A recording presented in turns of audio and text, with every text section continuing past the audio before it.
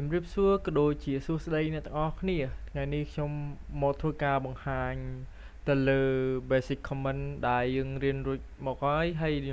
ញុំនឹង add comment ខ្លះៗទៀតរៀនបន្តទៀតគឺ comment host name ឆេកពី computer បង្កើត file ហើយយើងទៅ save text ដូចជាលើរបៀបថាវាដូចជា notepad ដែរអញ្ចឹងណាហើយយើងធ្វើការ remove file និង create folder remove folder តាម comment ដែលយើងរៀនមុនហើយឥឡូវយើងរៀន add បន្តទៀតហើយចុងក្រោយគឺខ្ញុំនឹងរៀបរាប់អំពី hardware monitor វាពិសេសមិនតឥឡូវយើងចូលមកកាន់លំហាត់យើងទាំងអស់គ្នាតោះជាដំបូងខ្ញុំ log in ចូល server Ubuntu server របស់ខ្ញុំហើយនេះជាដំបូងខ្ញុំត្រូវសួរវា who am I ដើម្បីឲ្យដឹងថាយើង log in វាចូលអត់ចឹងយើងប្រើ comment មកគឺ who am I ហើយយើងប្រើទៅលើ pwd ថាយើងពឹងឈរនៅណាគឺ home រតិស័ក Ubuntu មុននឹងធ្វើការ check hostname និង create file យើងធ្វើការដំបូងសិនគឺ sudo apt update update យើងធ្វើការ update វាសិនមកហើយ verify password យើង verify password របស់ខ្ញុំមកហើយវាធ្វើការទៅមុខងារផ្សេងៗទៀតយើងធ្វើការ update ហើយបន្ទាប់មកធ្វើការ upgrade វាគឺ sudo apt upgrade ហ្នឹងហើយយើងធ្វើការ upgrade ហើយរួចហើយនេះហើយបន្ទាប់មកយើងចូលទៅកាន់ការងាររបស់យើងមកគឺទី1យើង check ដល់ computer name អញ្ចឹង comment នោះគឺ host name ខ្ញុំមាន host name មួយគឺ Ubuntu server អញ្ចឹងយើងធ្វើការ host name ហើយយើងធ្វើការ create file ដែល create file នោះគឺ comment គឺ touch ហើយខ្ញុំដាក់ឈ្មោះtextដាក់ text ខ្លាចជន់ខ្ញុំដាក់រផ្សេងដាក់ my text .txt មានថាយើងបង្កើត file មួយឈ្មោះ my text ដែលកតុយ .txt អញ្ចឹងយើងបង្កើតហើយយើងធ្វើការ list មើលវាមានអត់ file អញ្ចឹងខ្ញុំបង្កើតគឺនេះ my text txt បន្ទាប់ពីយើងធ្វើការបង្កើតហើយយើងចង់ទៅ save text នឹងលើវាអញ្ចឹងយើង comment មួយទៅលើក្នុងការ write ទៅលើ my text ហ្នឹងគឺ comment នោះគឺ nano ហើយយើងដាក់ file ឈ្មោះរបស់យើងមកគឺ my text txt ហើយកន្លែងនេះបាច់ភ័យទេអ្នកនរគ្នាយើងទៅ save មកយើងទៅ save ហើយកន្លែងនេះយើងចង់ចុច exit ហើយយើងចុច control x មកវាធ្វើការចេញហើយនឹងធ្វើការឲ្យវា save ឥឡូវយើងធ្វើការទៅ save លើ file node របស់ខ្ញុំគឺខ្ញុំដាក់ឈ្មោះ hello ctext and ហ្នឹងហើយខ្ញុំដាក់ hello ctext ដាក់សញ្ញាសួរមួយហើយខ្ញុំដាក់I'm from ចាំផ្លែតខ្ញុំដាក់កន្លែងហ្នឹងដាក់I'm រទ្ធីស័ក from ctext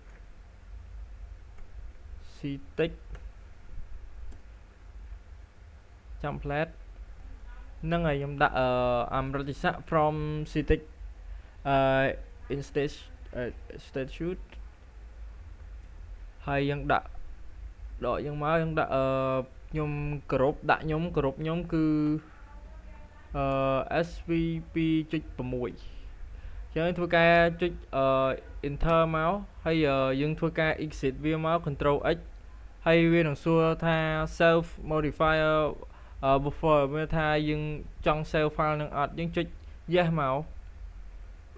ហើយកន្លែងនេះយើង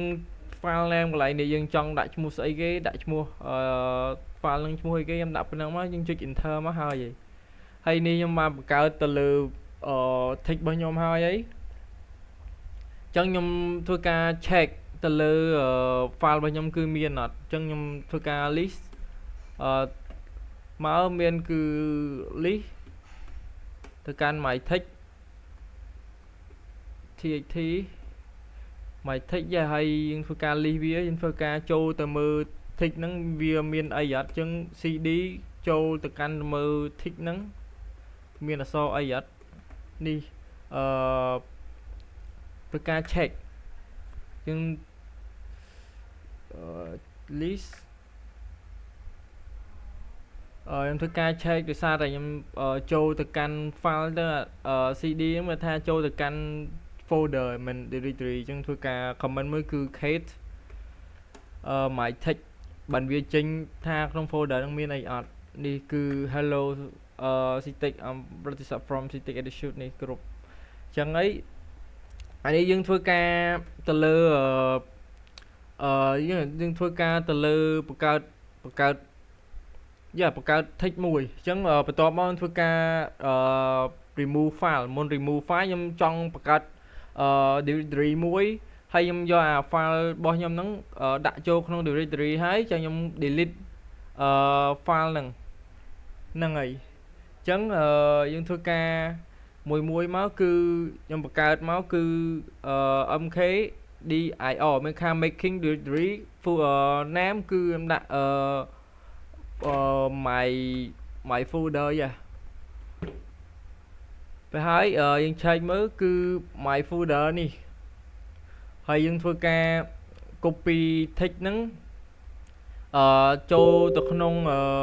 my folder អញ្ចឹង comment copy គឺ cp my text txt ហើយ to my យើងដាក់ឈ្មោះ folder យើងមកដែលយើងចង់ copy ដាក់ក្នុងគឺ my text my folder ហើយយើងធ្វើការlist ចូលទៅកាន់ my folder ហ្នឹងមានបាន copy សម្រាប់អត់គឺ cd ចូលទៅកាន់ my folder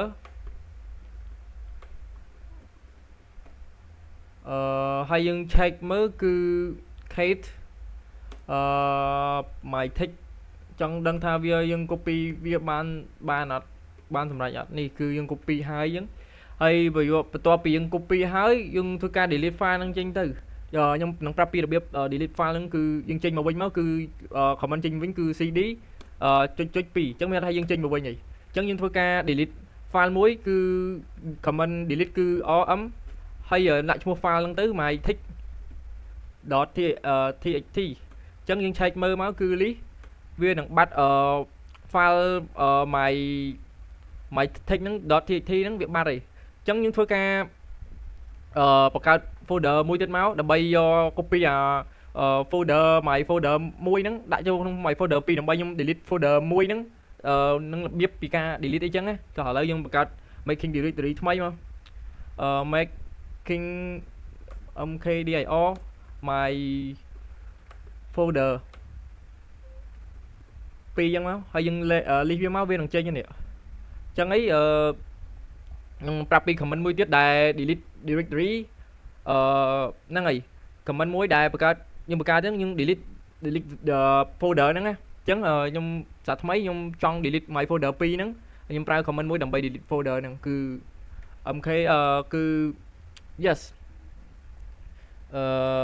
rmdir គឺ remove directory ហ្នឹងហើយយើងដាក់ folder ដែលយើងចង់ delete my folder 2ហើយយើង list វាមកដើម្បីថាយើង delete បានអត់យើង delete បាននេះហើយខ្ញុំធ្វើការចូលទៅកាន់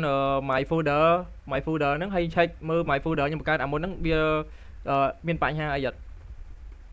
ហើយយើងចូលយើងមើល create my folder create ចូលទៅកាន់ cd ហ្នឹងមកគឺ my folder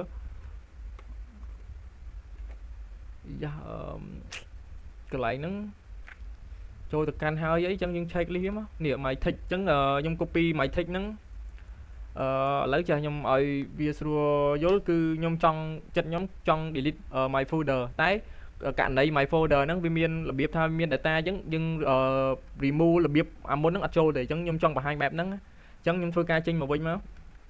គឺ cd ចុច2ខ្ញុំធ្វើការចេញមកខ្ញុំ check វាមក list my folder នេះខ្ញុំចង់ delete ចឹងហើយខ្ញុំប្រើ comment មួយគឺrmdir my folder វាថា delete អត់កើតទេវា remove អត់កើតទេដោយសារវាមាន data ក្នុងហ្នឹងអញ្ចឹងគោលបំណងកន្លែងហ្នឹងខ្ញុំចង់ប្រើ comment មួយទៀតដើម្បី delete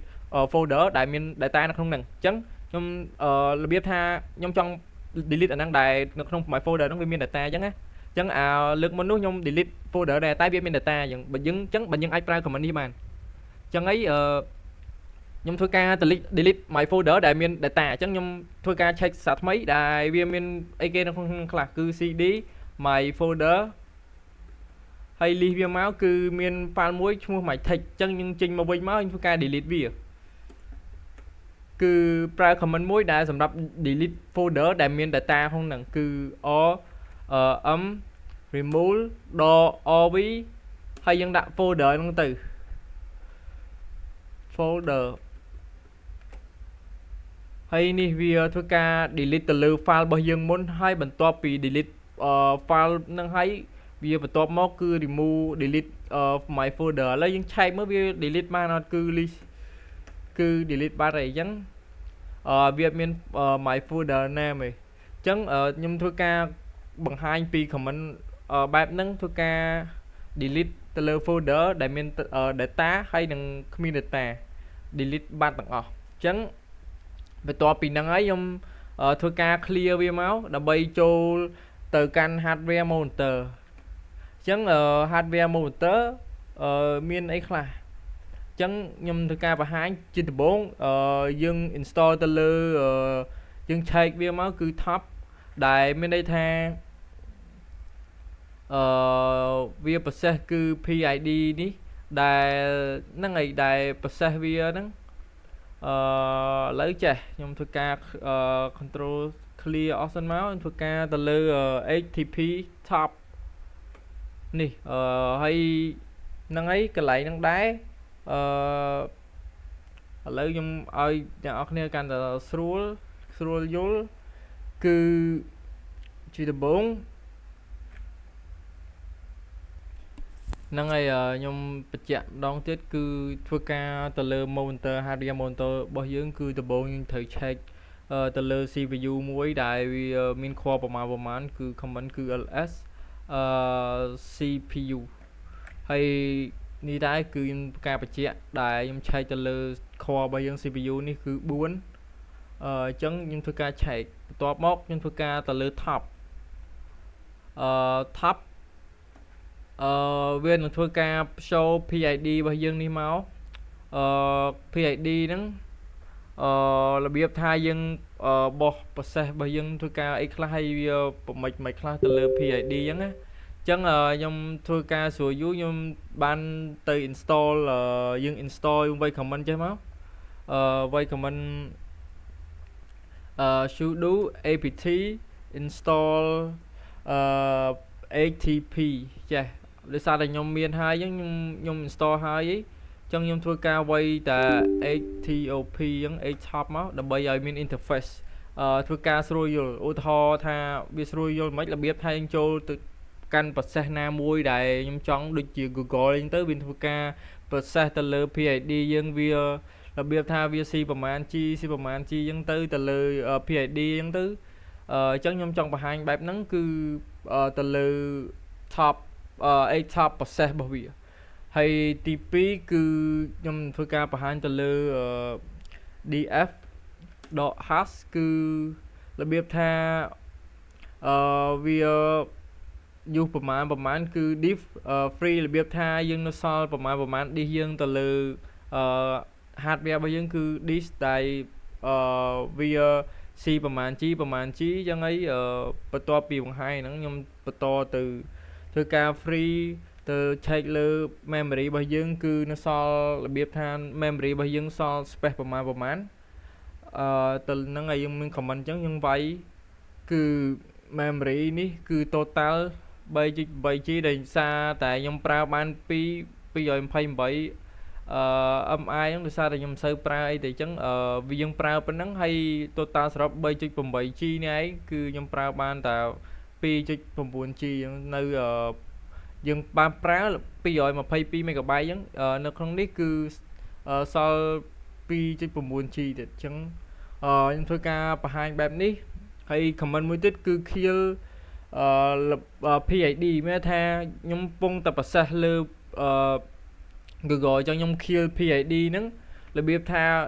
ខ្ញុំធ្វើផ្ដាច់ការផ្ដាច់វាដូចរបៀបថាផ្ដាច់វាកុំឲ្យវា process តទៀតអញ្ចឹងរបៀបថាយើងបិទPID ហ្នឹងចោលអញ្ចឹងវីដេអូរបស់ខ្ញុំក៏មានតែប៉ុណ្្នឹងដែរអញ្ចឹងអរគុណ